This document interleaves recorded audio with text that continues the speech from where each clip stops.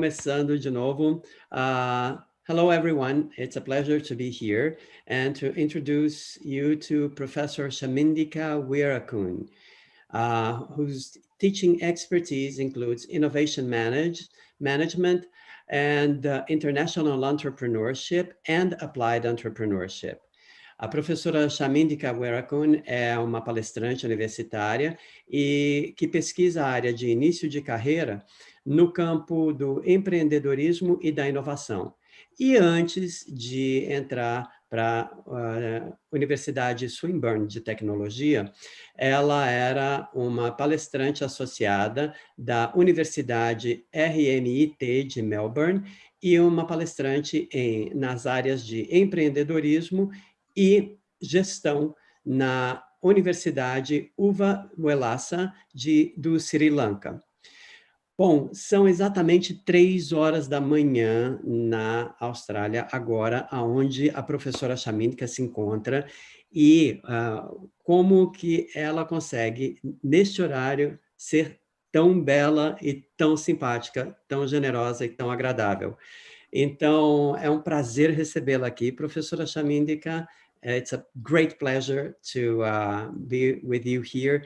Thank you for being up at 3 a.m. in the morning to be with us and looking so joyful and beautiful. And we are all here to listen to your beautiful presentation. Então, com vocês, professora Chamindika Weerakoon. Right, let me share my screen with you first. Can you see the presentation now? Yes. Right, good to go? Yes. Right, thank you very much for your beautiful introduction and also the sincere welcome. It's my great pleasure to be here with you all today. So, as I mentioned earlier at the SemeAD TV conversation, that I'm going to talk about the social entrepreneurship. And it is my privilege to be presenting about social entrepreneurship when Wellington Noguera is hosting me, who is an Ashoka Fellow. And it is wonderful to hear. Right, so what I'm going to talk about today is the role of academics, public administrators, and industry specialists in developing a social entrepreneurial climate in an economy. Right, so this is my motto for today's presentation. We rise by lifting others. As academics and also public administrative specialists, and there might be industry specialists in the audience as well. And what we all are trying to do is to rise by lifting others. So I will be connecting my discussion to this quote by Robert Ingersoll, time to time, and let's see how we can really rise and then by lifting others in the society. So, outline for today's presentation. So, I'm going to discuss and share my knowledge on an area that is really growing well. It is a growing phenomenon, that is social entrepreneurship.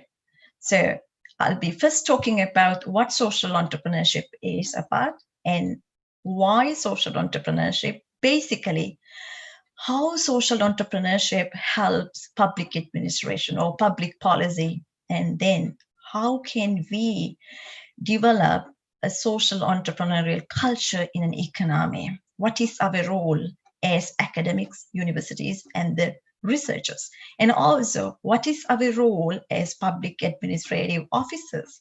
And also, what is the role of the industry? So those will be the key focus of this lecture. Right. What is social entrepreneurship? Social entrepreneurship is defined in various ways. When I did during my PhD, I did a literature review.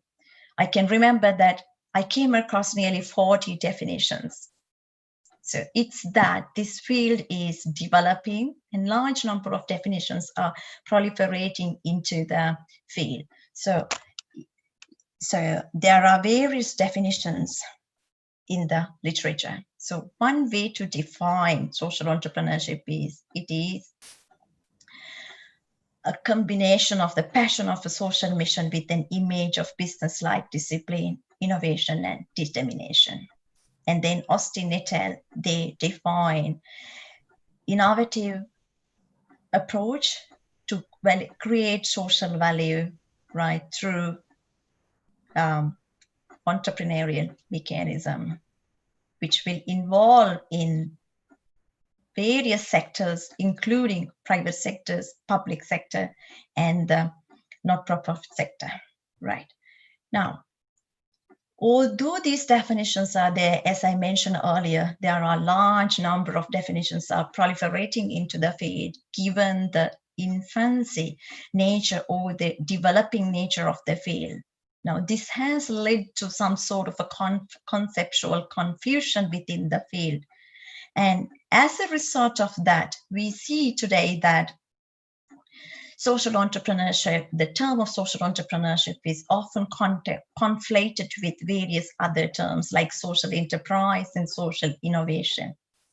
Very recently, my very first book was released by IGI Global. So that is theoretical and practical applications to social innovation. One of the reasons for me to write this book was also actually to define this conceptual or clarify this conceptual confusion. So in this book, I am talking about social innovation in 8 different perspectives. So what you see on the screen at the moment is a co-citation network that I generated through bibliometric analysis.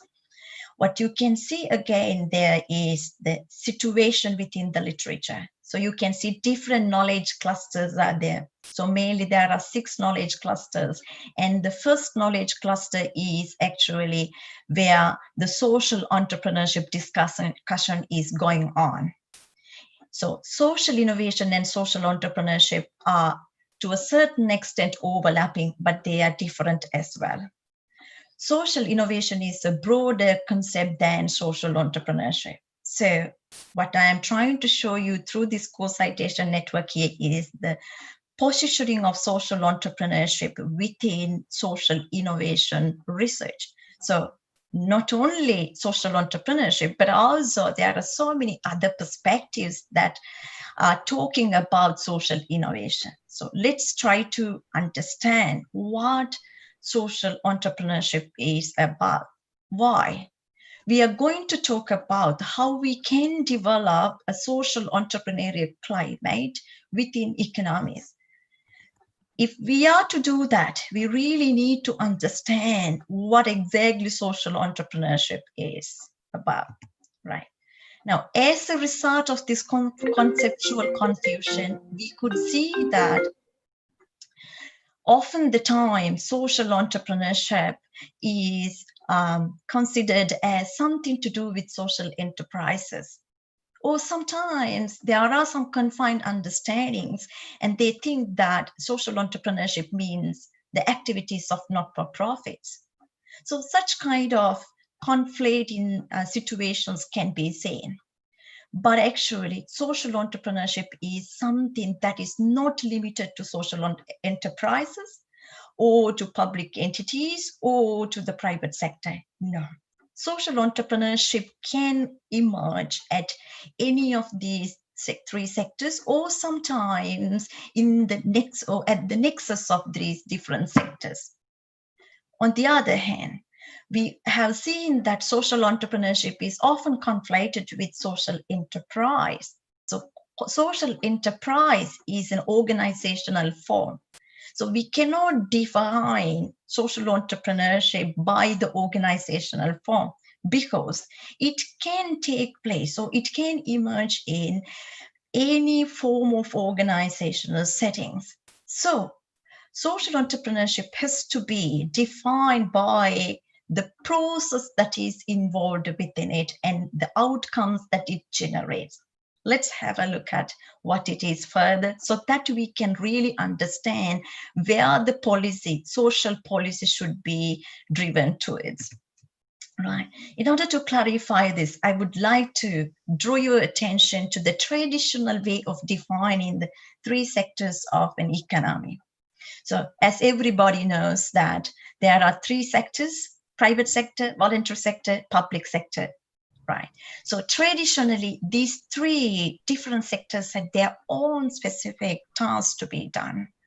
And originally, for example, private businesses utilize markets to exchange goods and services for profit, and they are considered as drivers of productivity and innovation. When we talk about the public sector, we understood public sector's role as responding to market failures. What is market failure? Market failure occurs when the private sector innovation's cost is higher than what is expected, what is able to be paid by the beneficiary, or the amount that the beneficiary is willing to pay. When that happens, that particular innovation or the service or the product cannot be taken to the society to address the needs of the society. So the government has to involve in delivering this particular product or the service. So we consider the role of the government is as to respond to the market failures. Now, when we look at the voluntary sector, or we call the not-for-profit sector, traditionally we had assigned a role as engaging individuals in an action to achieve social impact. When both private sector and the public sector are failed to address the needs of the society, so voluntary sector or the not-for-profit sector came into play in order to address those needs. So that is how the traditional roles had been defined. But after 1980s, we have seen that large number of policy changes are taken place and large number of trends are taken place, social trends, political trends, economic trends. Now, all these trends have given rise to a change of the defined roles in the economy. Now, this has created some sort of a space where it provides a fertile ground for the emergence of social entrepreneurship. How? It has happened through blurring the boundaries of the sectors that I explained in the previous slide. You could see that public sector, private sector, voluntary sector are no more isolated, right? For example, now the public sector is looking for efficiency-driven processes, and they have kept a higher reliance on the private sector organizations when it comes to service delivery. And also they believe in the not-for-profit sector as well. Rather, the bureaucratic role of the governments, now the government's attitudes and the policy agendas are changing, and more citizen-centered, private sector-oriented policies are being developed. Now, that is some sort of a political change. So those are the changes in the political arena. On the other hand, we can see that private sector businesses, now they are getting into the service delivery, right? So they are also trying to provide the services like education, which were previously supposed to be delivered by, or traditionally expected to be delivered by the public sector. On the other hand, we can see the not-for-profit sector cannot anymore stand alone, isolated manner, because now we see that they have to be accountable to their stakeholders. And it is an era that they have to take the legitimacy among the stakeholders. So they have to be accountable. So that demands for higher sustainability, and also the demands for the accountability in their operations. Now, because of these different trends, we have seen that the three sectors have come together. no more isolated behaviors. And this situation has given rise to the emergence of social entrepreneurship. That is why I said social entrepreneurship can occur at any of these three sectors. At the same time, it can occur at the nexus between these three sectors. Or it could occur in between two of the sectors as well. If that is the case, what is social entrepreneurship? Right, here we go. Right. I would like to define social entrepreneurship for the purpose of this lecture, which is specifically looking at the public administrative or the public policy delivery. Because of that, I would like to define it as the practice of responding to market failures with transformative, financially sustainable innovations aimed at solving social problems. Right. Now, since we are trying to identify the policy mechanisms and each one of our roles, it is better for us to dig little bit more into the details on this definition. In that way, we can really define our responsibilities and the tasks to be done in order to develop an entrepreneurial ecosystem needed by the social entrepreneurial initiatives. So, market failure. As I mentioned earlier, the beauty of social enterprise lies on this key element. Because when it comes to the traditional entrepreneurship or the commercial entrepreneurship, we know that the entrepreneurial value proposition is generally targeted at a market that can really pay for the particular innovation, and the profit generated by selling the innovation can actually give a higher substantial level of upside to the investors. But when it comes to the social entrepreneurship, the social entrepreneurial value proposition is targeted at an underserved, often neglected, highly disadvantaged population who cannot actually pay for the particular innovation and who cannot access to that innovation and who doesn't have the needed resources and the political clout to access that resource. While taking such kind of a substantial role, social entrepreneurship is trying to address such social issues in an innovative way. Now, this innovative approach is transformative. How the transformation takes place. Transformative innovation means actually they are change agents of the society. So what could happen is that the initial status of the beneficiaries would be transformed into a completely different level and to a framework after receiving these services. That is why we call that social exclusion is eroded. So this certain social entrepreneurial initiatives are addressing such bigger challenges: income inequality, gender inequality, social exclusion, homelessness, disability. Such kind of bigger issues, not only them, but also climate issues, are being addressed by social entrepreneurial initiatives. And when it comes to this transformative capacity of the innovation, it needs to be sustainable. So social entrepreneurial initiatives are not purely depending on donations. No, that is another beauty of this. They have their own funding capacity. They have their own funding mechanism. They are self-sufficient. So having that capacity, financial sustainability and the resource sustainability is really important to have a transformative effect of a particular innovation. Otherwise, this transformative effect won't take place. So that is what is social entrepreneurship is all about. So it is an entrepreneurial approach to address social challenges through transformative mechanisms, while also ensuring the financial sustainability. And that is what it really distinguishes from other sort of practices, right? With that understanding, let's try to identify why social entrepreneurship is important.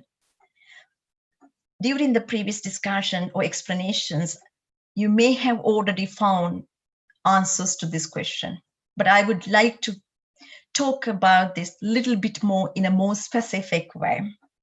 Now, if we are to develop social policies, and if we are to provide evidence-based research support to social policy delivery, then we need to know how social entrepreneurship supports the government policy implementation.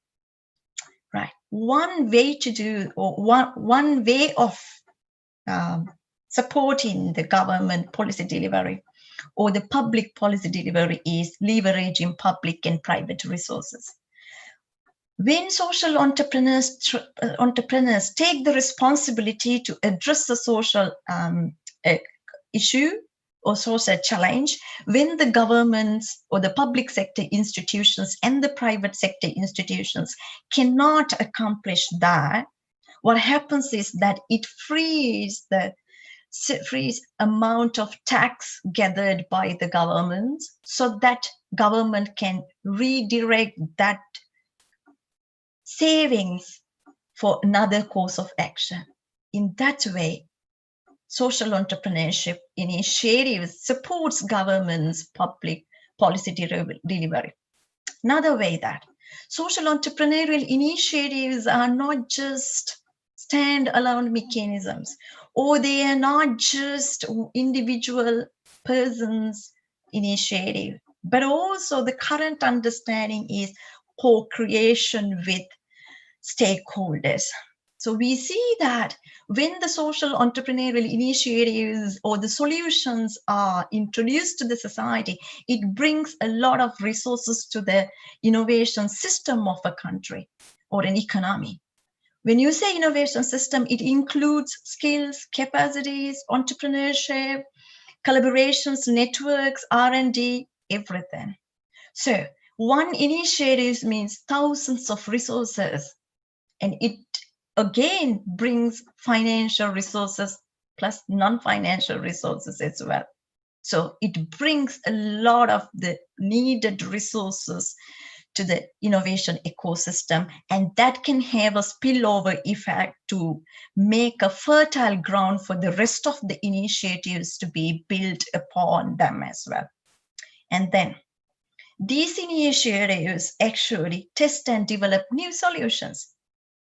In a minute, I'll be talking about a few of the examples to prove these main supportive approaches. And you will see that how social entrepreneurial initiatives test and develop new solutions. So same as commercial entrepreneurship, it's not that easy. Social entrepreneurial or social entrepreneurs also need to engage in this experimentation, as Chamindika explained. So this experimentation process, it's not just introducing a product to the market or a service to the market. They have to go through this entrepreneurial experimentation for a long time to realize a strong social impact. And this journey, this experimental journey, may open up so many other opportunities that we had not even seen or thought of.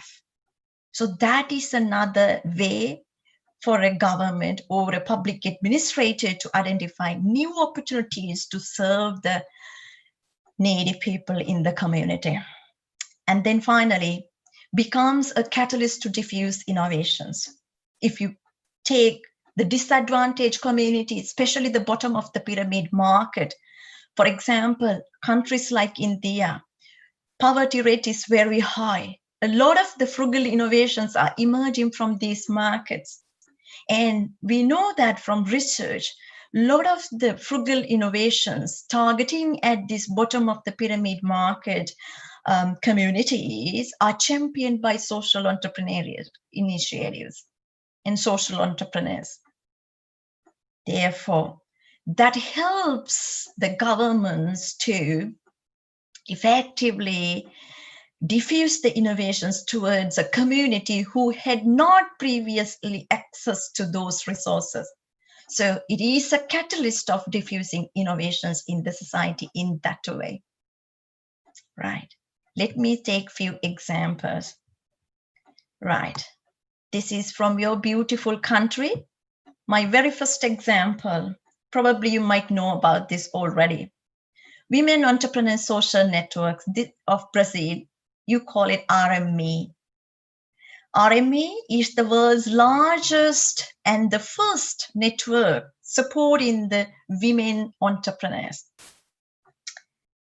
Anna Fontes created this in 2010. She wanted actually to create a blog about the fears, doubts, and difficulties of female entrepreneurs. But she soon understood that it's not something only inherited to her, but also to thousands of other women entrepreneurs in the society. So she created RME in 2017 to support the women entrepreneurs in the vulnerable situations, especially capacity building area, by training them in entrepreneurship. Let's see what are the outcomes of the social impact created by this great initiative. So by now, they have been able to train 242 multipliers, and as a result of that, more than 900 classes around Brazil, approximately in 370 cities in Brazil. They were able to have more other classes. And by now, more than 65,000 women have been benefited by this great initiative. And because of the trainings, the beneficiaries who have received these trainings are 64% of Black, and 50% of participants feel much more self-confident after the training. 25% of women return to invest in their professional career. And then 31% of them share their acquired knowledge with other women. See how the transformation works in the social entrepreneurial initiative. Isn't this beautiful? More to come, where it is today. A couple of days ago, I saw this in Forbes magazine. It was wonderful to read what she's doing. During the pandemic, she's been able to, RME has been able to collect more than 7.3 million US dollars to bolster their key projects. And also, now what they're going to do is to use that money to train more women entrepreneurs in next 24 months period. What would happen is they will be training more than 50,000 entrepreneurs, female entrepreneurs. And wonderful to see that another 2 private sector organizations are supporting this initiative. Tech giant Google and also Santander. And at the end of this training, they are going to choose 180 businesses led by women every 3 months, and they will be receiving the seed capital and mentoring to start their business. How wonderful it is this. In my explanation previously, I was talking about the key tasks or the key activities of social entrepreneurial process and how it supports the government. I said that they bring a lot of resources into the innovation system. By participating in this journey with Google and Santander, what they are trying to do is they are building a partnership, and with that they are bringing a lot of the financial and non-financial resources into the system. And survey results show that how the women entrepreneurs being transformed into a different kind of women. They have been able to share their knowledge with many more other women as well. That is the transformation, the sustainable change that they are creating in the society. Let's have another look. Luta Pelapes, Fight for Peace. This is another example that I would like to take here. And this was found in 2000. It was a project And what they are trying to do is actually they are targeting the affected parties or the communities we call favelas in Rio de Janeiro. And in these areas, the people are highly prone to have crimes. So they are high risk young, and they consider these innocent young people and try to provide this youth with leadership training. In addition to the leadership training, attitudinal change is made through involvement in boxing, in martial arts. And they try to support the young people living in violence-affected communities in these favelas in Rio de Janeiro. And currently, it has been able to be a world-famous fashion brand called Luta, recently acquired by Reebok as well. And that the surplus that they generate is now 50% is reinvested in the communities to support the affected or the violence affected communities. That is to support the youth, right? You know about Roberto Custodia, the Brazilian champion, boxing champion. He was able to realize his dreams because of Fight for Peace project. When his father died or murdered violently, he really wanted to take even the justice into his hand.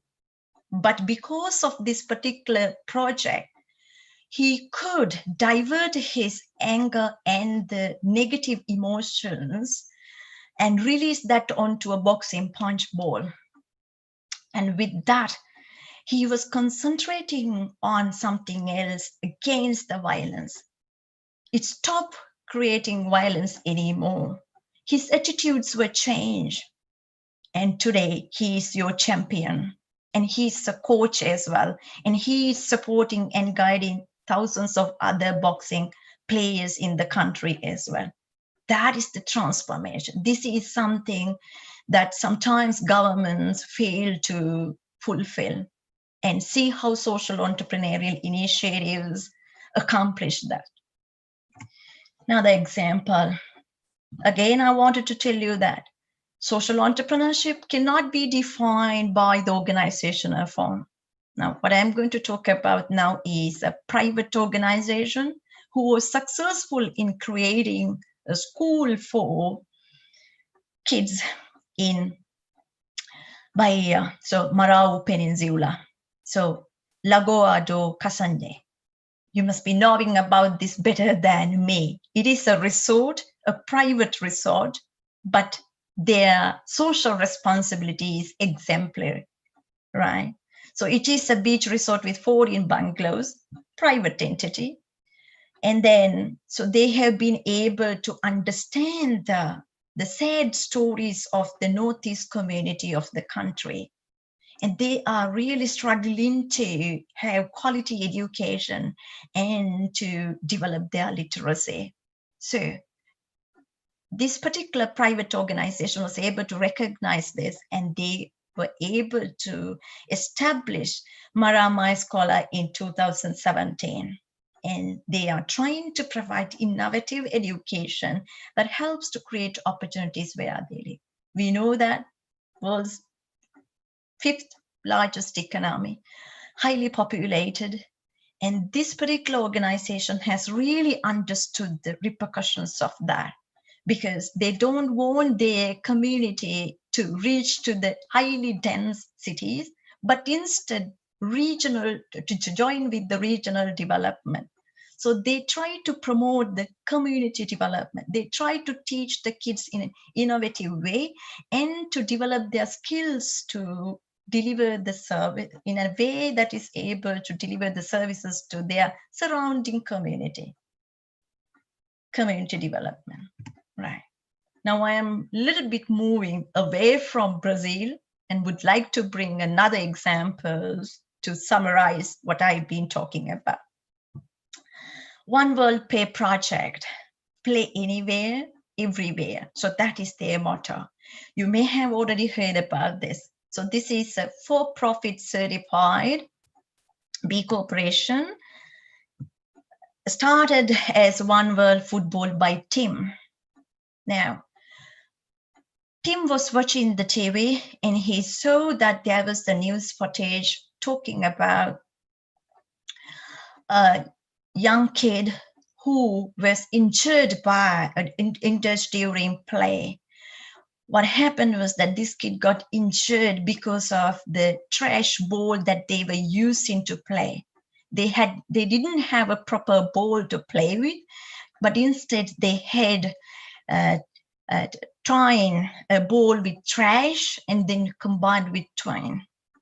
But that was not something durable and not a safer ball to play with.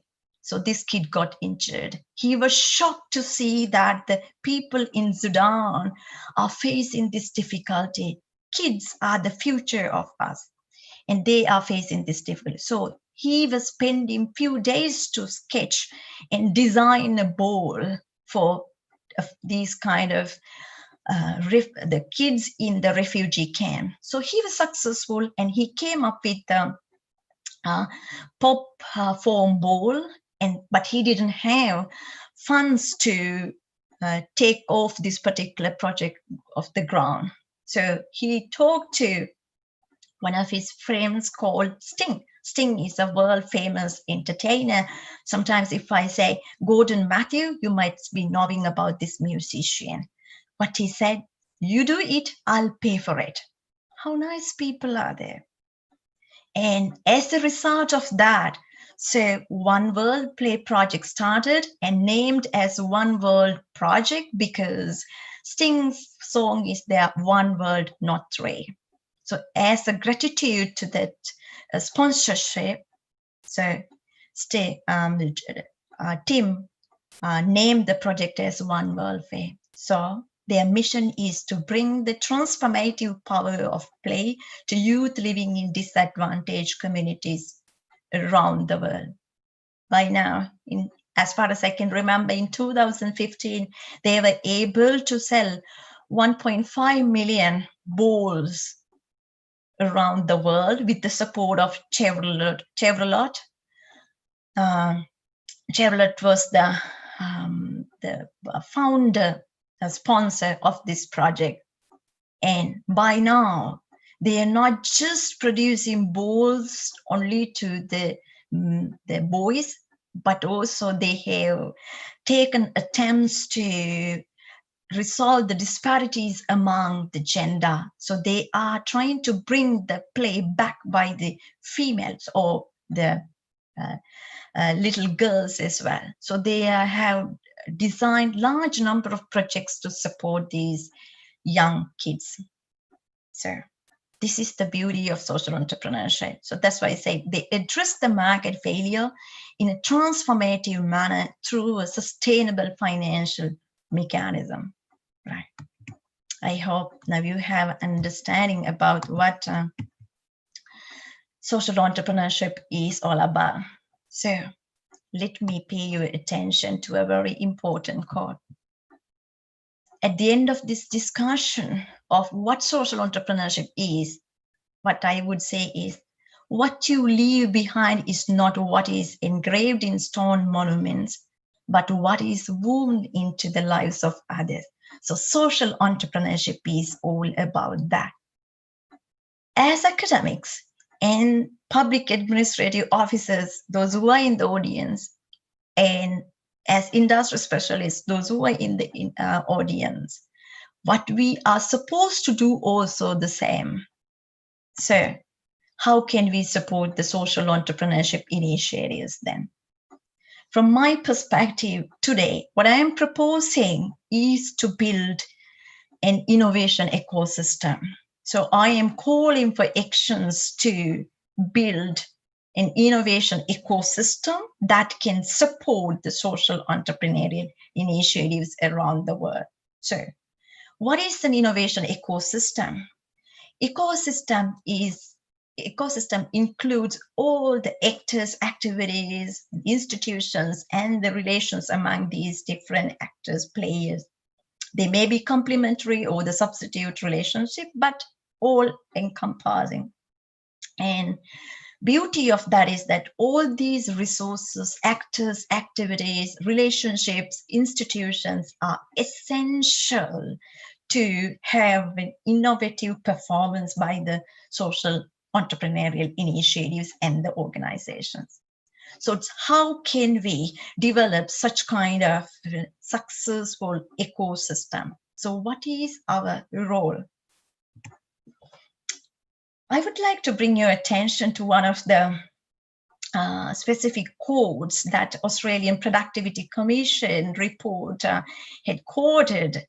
Actually, this was a quote from one of the former Prime Ministers of Australia, Ravin Rudd.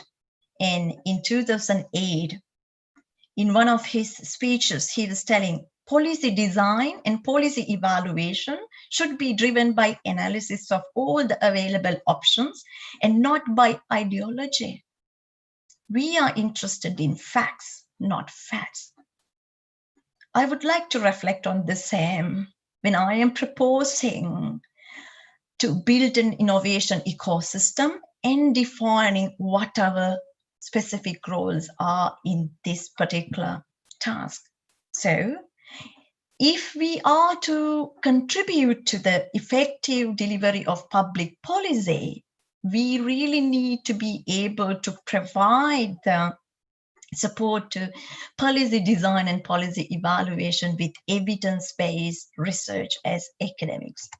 So we are in the evidence age. When it comes to public policy and management, we have seen that evidence matters. So public policy is supposed to be informed by the evidence. So as academics, the researchers and universities, we have a bigger role to play in this activity because we are the main players in this ecosystem who create the knowledge.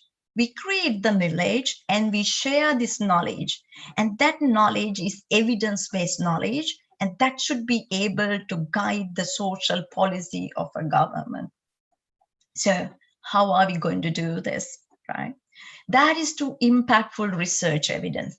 So it could be quantitative evidence, it may be qualitative evidence, it may be descriptive evidence, which are defining expert opinions and anecdotes. Or maybe it is something related to the existing evidence. Even a literature review informs the policy. So every single effort is very important. So what I'm trying to tell you is that we don't need to aim too high if we really want to start this journey. We really need to aim high, but to begin with, we can even start this task from a simple literature review because that becomes evidence. And also experimental evidence, especially because government interventions have to be evaluated. Social entrepreneurial initiatives have to be evaluated. Right. So what sort of impactful research that we can do in social entrepreneurship and public policy domain? I know that there may be a lot of the PhD students are observing this page or listening to this page, and there may be master students who are thinking of future research areas in this arena. I would like to just talk about something around this as well. Now, for example, how our research could inform policy. Say, for example, if we can investigate into the nature and the structure of the organizations who are engaging in the social entrepreneurial initiatives, what we will be investigating into would be the strategy and the structure and their approach to address the social challenge. So what it tells, on the other hand, is actually how the structures and the strategies work together. And that is something really important for governments to focus on when they are designing the policies. Because when we say strategy, structure, it again talks about the capabilities of the organization. And these capabilities are the ones which really drive the abilities. And those abilities are the ones finally will create the outcomes and the outputs. So in order to evaluate the organizations, this evidence is important. So you can concentrate your research on these particular areas. Another area that we can think of is context. Context, it's very important. Brazilian context is completely different to the Australian context, and to that of Europe and that of US. So the context specificity cannot be forgotten easily. Even within Brazil, there can be so much of differences when it comes to social entrepreneurial initiative implementation. So how context influence in decision making. And also, for example, when the investors are trying to evaluate the social entrepreneurial initiatives for the funding purpose, they need to know whether this particular initiative is demanded by the particular context, or is it something different to another context, or is it a general problem, or is it a worldwide problem. Knowing that is really important. So context plays a significant role in defining the success, on determining the success of an initiative. And if we can inform the national level research by investigating into the context variables, and that could finally even generate and enable the international level policy as well. So not only the national level policy, but also the international policy can be designed effectively. Another area that we can look at is impact. Impact measurement, performance measurement is a very focal topic these days in social entrepreneurship. At the same time, public policy, this is very, towards public policy also, this is very important, because governments wants to identify the initiatives which are having high impact, the organizations which can create high impact in the society. But we know that social entrepreneurs do not have specific ways of measuring social impact. They don't have tools. There are confusions and argument, disagreements around the dimensions to be incorporated into the measurements. Now, because of these things, if we as researchers can develop performance measurements, if we can develop performance and impact measurement, outcome measurements for social entrepreneurial initiatives, that will again guide the social policy, and not only social policy, but also the industry fund handling as well. So it's a big support to the social finance handling organizations to measure the effectiveness of the policies that they have implemented. And then when it comes to the government policy delivery, it is very important for us to evaluate the programs developed by the governments.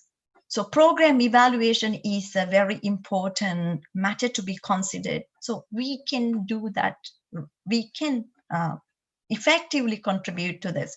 Program evaluation will effectively support the government policy delivery, because they can see whether or to what extent the intervention is effective or not. In that way, effective resource utilization can be determined. Where to direct the resources, where not to direct the resources can easily be determined. So that is why we need to have evidence-based research targeting high impact. As universities, academics, research institutes, another thing that we can do is developing next generation social entrepreneurs. We at Swinburne University of Technology in Australia have a dedicated research center for social impact. And we have a social startup studio. So our Center for Social Impact is one of the three biggest centers in the country, and we have a specific research focus. So our research is aimed at social and community innovation, enterprise for social goals, measuring and communicating social impact, social investment, and philanthropy. And Center for Social Impact is closely working with the state governments and also the federal government. So as a university, the research center is very collaborative and supportive with the government initiatives and supporting the effective public delivery as well. And our social staff studio is supporting the next generation social entrepreneurs. So those who are having an interest to come into the social entrepreneurial field, and also people who have already got an idea can get the benefits of the Social Startup Studio. It works like an incubator. Not only that, but also we have Center for Social Impact has a degree program called a postgraduate degree, Master of Social Impact. So like this way, we can develop initiatives to support the government policy delivery and management process. Right. Next. And then UK government is another example. UK has the most vibrant entrepreneurial ecosystem for social enterprise, as you have heard about. Specifically, specific examples like creation of Office of the Third Sector and Social Enterprise Action Plan in 2006.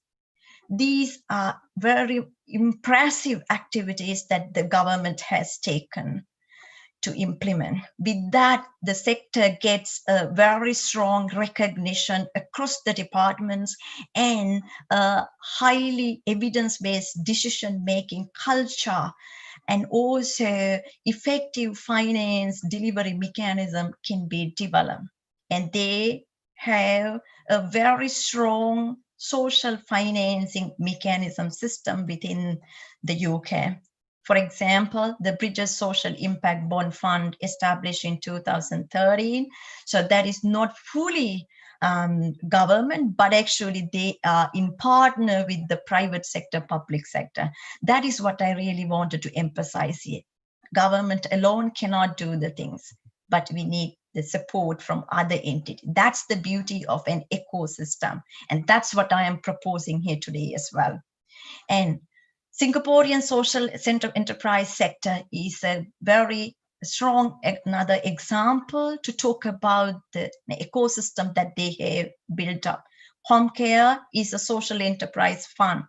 Social Enterprise Association maintains all the networking, collaboration, and awareness building.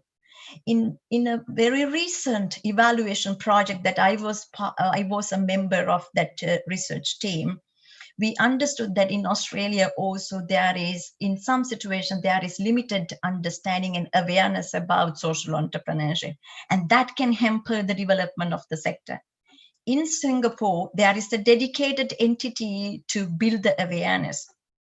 And Asia Center for Social Entrepreneurship and Philanthropy is, in conjunction with National University of Singapore, is contributing to the research and development in the field. And Social Enterprise Hub of Singapore are working as the accelerators and the incubators. And then Singapore Center for Social Enterprise is the main coordinating body and the government body supporting the social enterprise sector. And they have organized award ceremonies, things like that, and the competitions as well. See, so it addresses all those different players in all those categories in an innovation ecosystem. Right. Now, that is the public, public administrator role and the academic role. What about the industry? Do you also have a role to play? Of course, yes. What you can do? There are so many things that you can do. I'll just talk a few things. Becoming an investor for the sector. One of the biggest issues in this particular field is that lack of finance, because social ventures, as I mentioned earlier, that their value proposition is targeted at an underserved, neglected, highly disadvantaged population who have no access to the resources and who do not have the affordability. So this is something risky. So acquiring finance is challenging. So, but we invite the industry to be an investor. UK is a clear example. As I said, within this vibrant ecosystem, there are a large number of private investors coming into the play to support the social entrepreneurial initiatives within the country. And one example is Big Society Capital. This was established in 2012 as a private company. This is what I really wanted to highlight. And they use the dormant accounts of money and distribute this money among the finance intermediaries, but according to the directions provided by the government. So in partnership with government, private sector can work nicely to support and build the ecosystem. And Bridges Fund Management, another private market investor, and they established this fund in 2009, and they provide the quasi-equity and operational support to social enterprises. Right. And the last example in relation to the industry that I wanted to give is accelerators and incubators, again from the most vibrant ecosystem, UK. Hatch Impact is a specific or dedicated incubator to support the social entrepreneurial initiatives. And they provide peer learning environment, co-designing opportunities with social entrepreneurs, financing and other coaching facilities, and then the legal services as well. Right, these are some of the opportunities that you could have. The last example, so that is social enterprises by themselves has a role to play. My last example is from Australia. This is called White Box Social Enterprise. It is working as a mini ecosystem. It is wonderful to see what they are doing. White Box Enterprises Australia. I was so fortunate to do their very first year evaluation. I was a member of that team, project evaluation team. And it is wonderful to see what they are doing. They are following a strategy called ecosystem growth strategy. And within this strategy, what they have is they have their own social enterprises walking in a blue ocean, right? So they have by now, within very first year, they've been able to establish 3 social enterprises owned by themselves: Hotel Housekeeping, Spring Services Group, Australian Spatial Analytics. Each of them has their own specifically defined value proposition, highly unique to themselves. On the other hand, they are supporting another set of social enterprises not owned by them. They are sharing their experience and knowledge and coaching and guiding another group of social enterprises in the society. So Jigsaw, Saving Studio, Bethany, these 3 are not owned by this particular social enterprise, but they are private entities. So they are supporting them as well. And not only that, but also they are working closely with the government and so many other private sector and not-for-profit sector partners when they are delivering these services.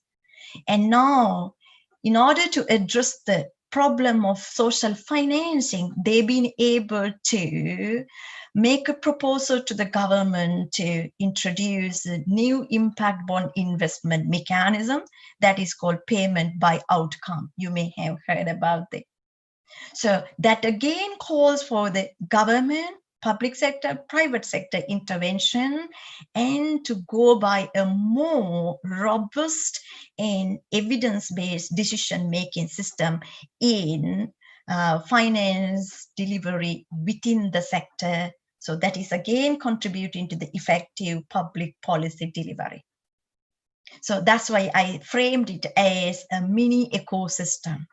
So you don't need to be a giant organization, but by being a small entity, you can develop your ecosystem, and that will finally infuse into the national innovation system, into the ecosystem that I am calling for everyone to build today. So finally, I would before I wind up this session, I would like to bring your attention to a very fundamental element that we discuss in entrepreneurship. There is a principle called corridor principle of opportunity. Entrepreneurship is all about opportunity identification, exploitation, evaluation, and exploitation. So this corridor principle of opportunity says that starting one venture will enable you to see more opportunities, sometimes that you have never even seen or thought of. So this is applicable not only to the entrepreneurs, but also to academics, industry specialists, public policy specialists, and every one of us around the globe as well. So it is the entrepreneur's role either to discover or to create this opportunity. So every one of us is an entrepreneur, no matter whether you are an academic or a policymaker or an industry specialist. What I understand is every one of us is an entrepreneur. So let's build this ecosystem together. By so doing, we will rise by lifting others. So thank you very much for listening to me.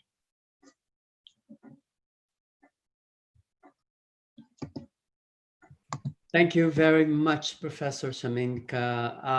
I was flabbergasted with joy while listening to your presentation, and I was actually sharing most of it with my social entrepreneur friends, and it was a jolt of enthusiasm. And thank you for all this beautiful work of amassing this, all these data on social entrepreneurship and turning it into knowledge that can be dispensed and can be shared. So thank you so very much.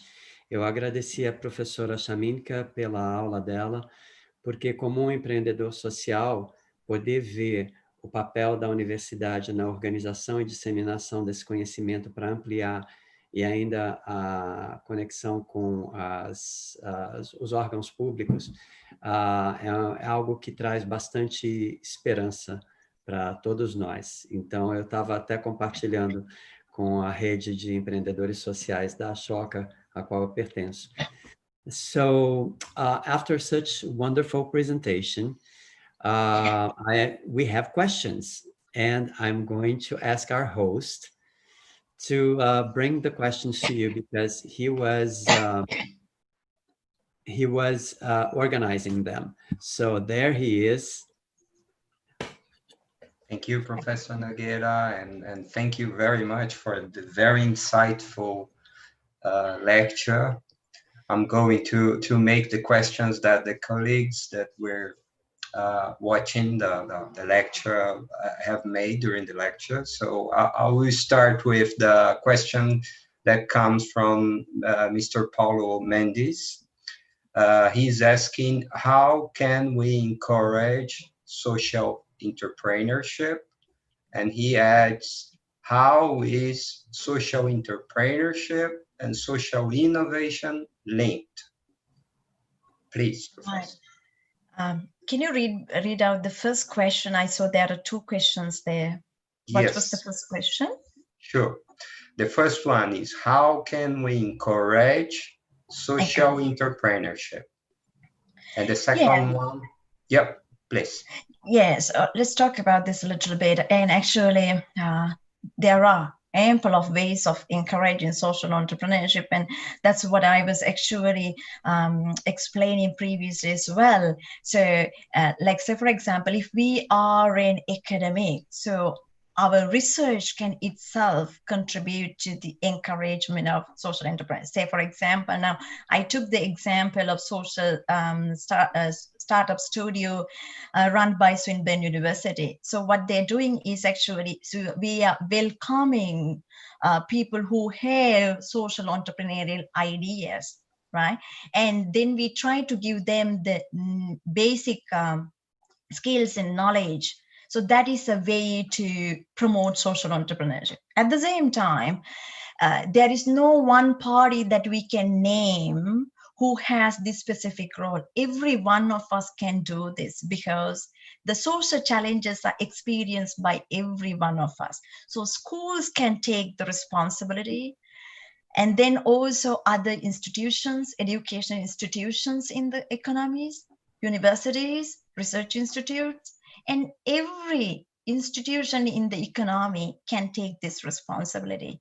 So first, building awareness, having competitions, right? Organizing a competition would be a wonderful way to promote social entrepreneurship, because and having organizing conferences, seminars to discuss this concept, and also to engage in debate so we can share the knowledge. Without knowledge, we cannot do anything. So even if it is a comparison, what we are trying to do is actually we are sharing knowledge. So creating small business models, social business models. So you can call for competition, you can initiate competitions among kids, school, at the school levels, at the university levels, so they can come up with small business models around social entrepreneurial issues. So they can be rewarded for their effort. And that will be one of the ways for us to develop the social entrepreneurial initiatives from the childhood level. That is again a way to build the awareness. While building the awareness, on the other hand, we are developing the skills of the kids as well. So we are trying to make them entrepreneurs at the same, by actually involving them in the field. Actually, the universities should also do the same. It's not just preaching about social entrepreneurship, but actually allowing them to work with the social entrepreneurs, letting them and going them to see what entrepreneurs are actually doing. So that is very important. So in general practice of entrepreneurship, general commercial entrepreneurship, when we teach, what we do is we have something teaching methodology called experiential learning. So our teaching philosophy in entrepreneurship is guided by experiential learning and design thinking. So these can be introduced to the school levels. These can be introduced to the postgraduate level. These can be introduced to the undergraduate level, and giving them a chance to engage with the entrepreneurs and come up with the business model. First, observe, talk to them, and get that atmosphere or experience, get that positive vibes, and then we will change their attitudes. Without changing the attitudes, even if we have knowledge, we won't be able to move forward. So one of the ways to do this is organizing competitions, and then have introduced the courses to the school levels and to the university level. And then we can have in the community levels, we can create what do we call community projects, and letting them experience the outcomes of them. So in that way, we can promote social entrepreneurship from childhood level in the society, in the community. Thank you very much, Professor. I'll probably follow with the other question, if I may. It is from another colleague from the university here. It's from Ms. Marisi, and she's asking, I'd like to do a question. So how to teach social entrepreneurship for teenagers? Do you have good examples about social entrepreneurship education in secondary schools? Yes, I don't think that I have a very specific example comes to my mind, but I can remember when I was doing a review paper very recently about entrepreneurial education, I've seen that these teaching methodologies have been under the experiential learning teaching methodology. So these have been introduced to the school level. And so they are trying to see to what extent we can teach social entrepreneurship using experiential learning approach. Because traditionally, commercial entrepreneurship was taught using experiential learning. Whether the same thing is successful in the school setting as well. So that is one of the ways that they are doing. But I don't specifically get an example to give you at this moment. It doesn't come to my mind a specific name, no. Fabulous. Let's go to another question. Yes. So that one is from Mr. Rodrigo, and he is asking how to differentiate social entrepreneurship from NGOs in the examples given. Yeah, good question. That's why I think this is a very good question that you raised, and that is something related to this fundamental confusion that we have seen in the literature and the practice as well.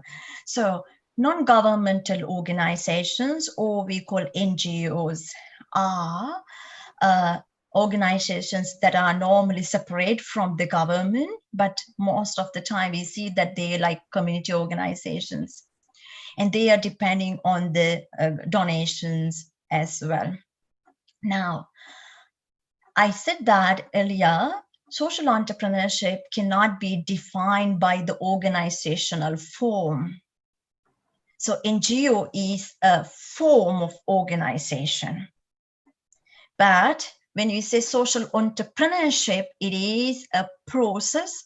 It includes set of activities. So those activities are the ones I said, they have a transformative or entrepreneurial way of addressing social challenges with a social mission through a sustainable financial mechanism. If there is an NGO which fits into this definition, yes, that is social entrepreneurial. But if it doesn't have a sustainable financing mechanism, and if it just replicates something that they used to do, and it doesn't have a transformative effect created, then it won't be a social entrepreneurial initiative. So the key things that I say, they address a market failure, and their approach is transformative, and they have a sustainable mechanisms to get to that place. So if any initiative meets these criteria in basic way, regardless of the organizational form, I would say that is socially entrepreneurial. Perfect. Let me give the word for Mr. Professor Nogueira. Please, Professor. Thank you so very much, Juliano. Professor Chamindika, when would this be, where would social entrepreneurship then be positioned in relation to impact businesses and social businesses? Yes. So your question is, how does it impact on social businesses? No, actually, because I come very much from the NGO world, but then I lived that because of the professionalism and the organization. So some of the work done in some organizations generated income. So then we started to see the the surge of social businesses and impact businesses, which are organizations that reinvest the money, or they reinvest the profits on the continuation of the work also. How do you see the impact investment and the impact business ecosystem with Yes. social entrepreneurship? Yes, I understand now. Thank you very much for that clarification. So, social impact investors and impact businesses, so they have a very big role to play when it comes to developing financing mechanisms, right? So, what we observe today is that there is a lack of, not in every ecosystems, but even in Australia, still this is a market that is growing.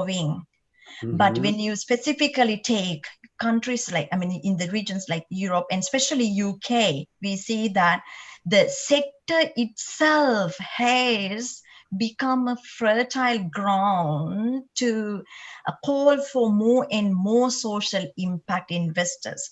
And when there are so many coming into the economy, say private investors, and when there are more people, it creates competition, right? But when they are, because we observe that this is extremely risky in one hand, we see, because that's what I say, value proposition is targeted at a disadvantaged market, disadvantaged communities who cannot pay. So essentially the operation of the entrepreneurial activity is carrying some sort of a risk.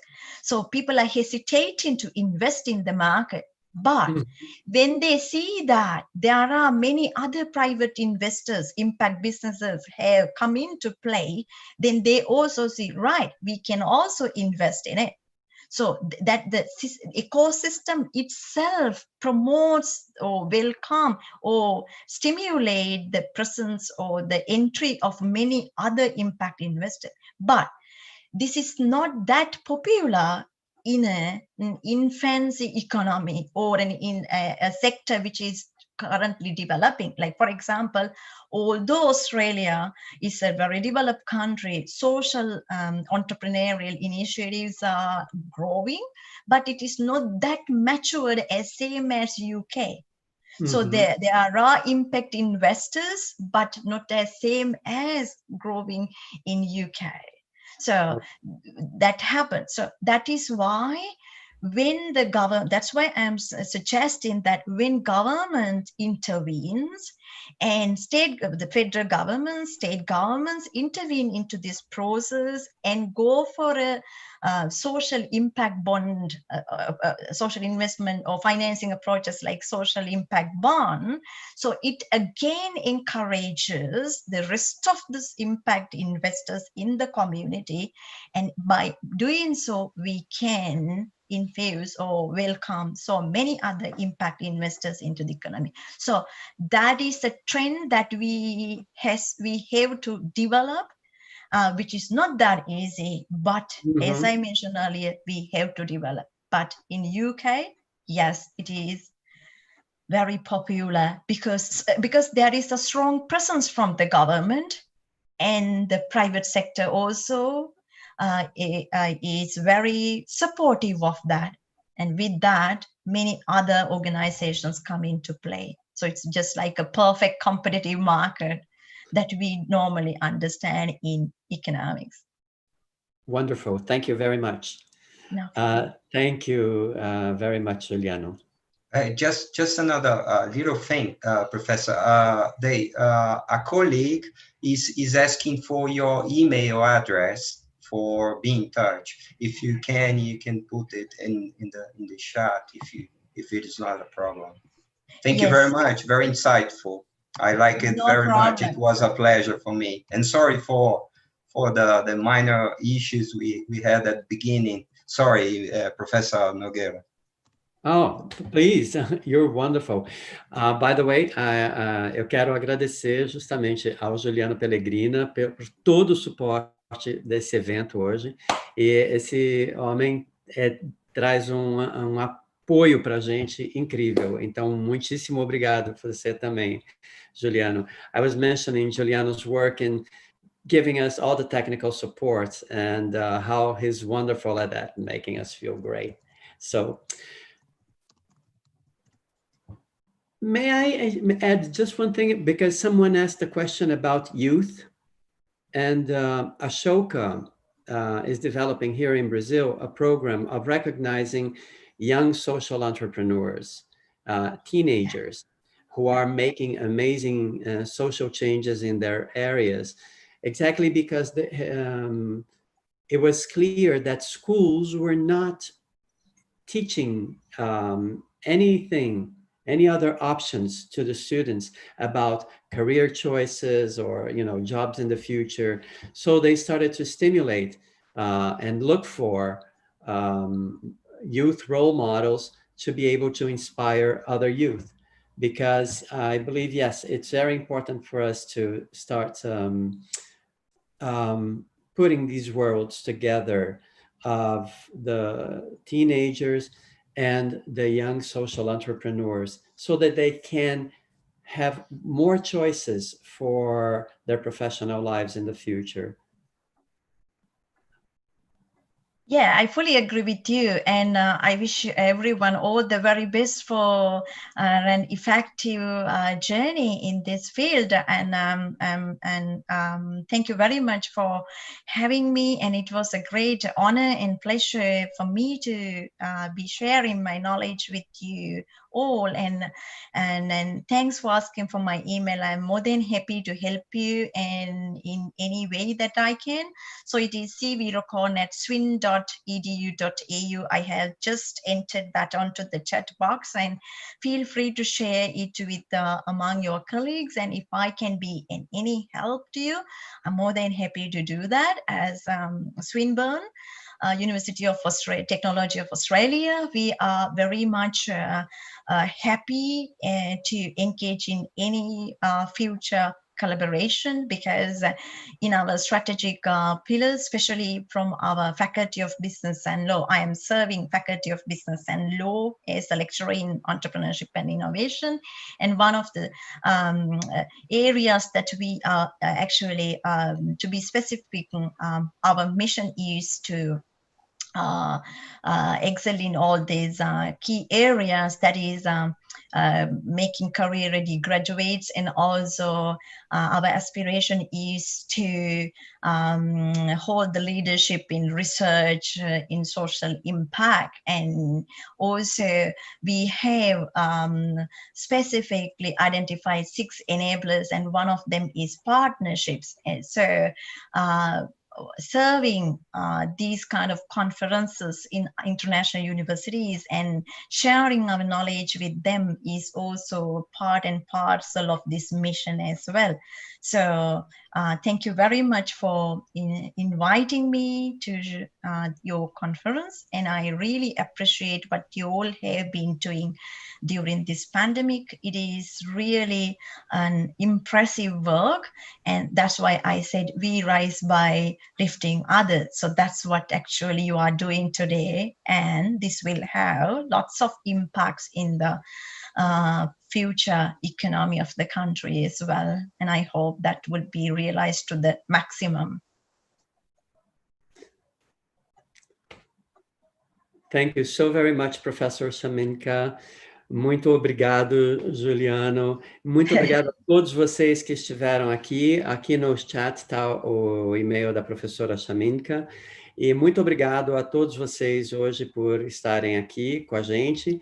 E continuamos aí, através da universidade, fomentando as nossas relações para levar o empreendedorismo social para o seu próximo passo, que a gente possa aproveitar todas as incríveis soluções para justamente diminuir a desigualdade que existe aqui no Brasil. So thank you so very much, and for being up at 3 o'clock in the morning. No such problem. grace, such grace. Thank you so very much. No problem. Hopefully we will meet again. Definitely. At least we will talk more. Yeah, sure. Right. Okay. All the best then. Thank you very much. Muito No obrigado a problem. todos. Bye bye. Tchau, pessoal. Bye. Tchau, Juliano. Tchau, Tchau, obrigado a Paulo. todos. Thank you. Great pleasure. Thank Thank Bye-bye. you. you.